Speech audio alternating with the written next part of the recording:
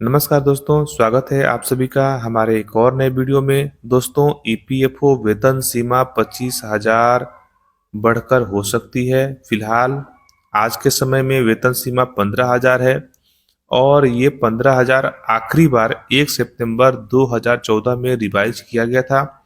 उस वक्त 6,500 रुपये था। 1 सितंबर 2014 से पहले जो वेतन सीमा था पीएफ के लिए वो 6,500 था। 1 सितंबर 2014 के बाद यह 15,000 कर दिया गया और 12 साल बाद इसे बढ़ाने के लिए प्रस्ताव रखा गया है।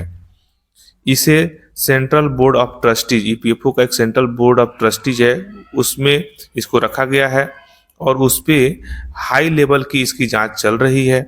और इसे अगर लागू कर दिया गया तो ज़्यादा से ज़्यादा लोग सोशल सिक्योरिटी के दायरे में आ जाएंगे, क्योंकि फिलहाल आपको पता है कि जिसका सैलरी बेसिक सैलरी 15,000 या उससे ज़्यादा है वह अनिवार्य रूप से पीएफ का मेंबर नहीं हो सकता है।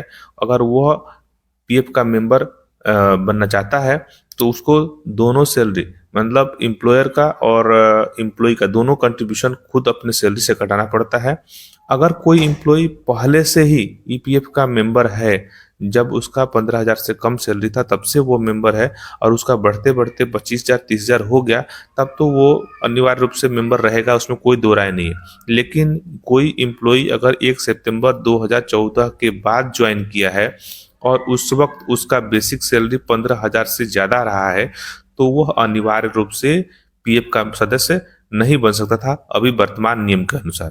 लेकिन जैसे ही यदि यह नियम लागू हो जाता है 25,000 वाला, तो जितने एम्प्लॉई कंपनी में काम कर रहे, जितने कर्मचारी कंपनी में काम कर रहे जिनका सैलरी अब 25,000 से 25,000 तक भी है, वो भी अब पीएफ के दायरे में आ जाएंगे। इससे ज़्यादा से ज़्यादा लोग सोशल सिक्योरिटी के दायरे में आ जाएंगे।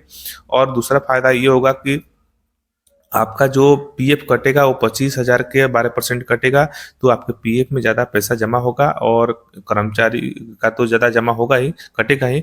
एम्प्लॉयर भी 12% 25,000 का देगा तो आपके पीएफ में ज़्यादा पैसा जमा होगा। तो आपके हाथ में जो सैलरी आएगा वो कम आएगा, लेकिन आपके पीएफ में पैसा ज़्यादा जमा होगा और आपके रिटायरमेंट में ज़्यादा पैसा मिलेगा। दूसरा फायदा ये होगा कि आपका जो पेंशन का अमाउंट है वो भी वृद्धि हो सकता है, क्योंकि उस वक्त जब जैसे जैसे ही आपका 25,000 बेसिक वेजेस सीलिंग होगा तो जो पेंशन का कैलकुलेशन होगा वो भी 25,000 के हिसाब से ही होगा। तो आने वाले समय में आपको पेंशन भी ज़्यादा मिल सकता है। वैसे इसका अभी कोई अधिकारी जो जानकारी है वो ऑफिशियल नोटिफिकेशन तो नहीं है, लेकिन न्यूज़ में खबर्स में इसका चर्चा चल रहा है, इसलिए मैंने सोचा कि ये अपडेट आप तक जरूर बता देना चाहिए। तो इसमें फायदे भी हैं और नुकसान भी है। फायदा ये है कि आपको लॉन्ग टर्म में ज़्यादा पैसा मिलेगा, रिटायरमेंट में ज़्यादा पैसा मिलेगा।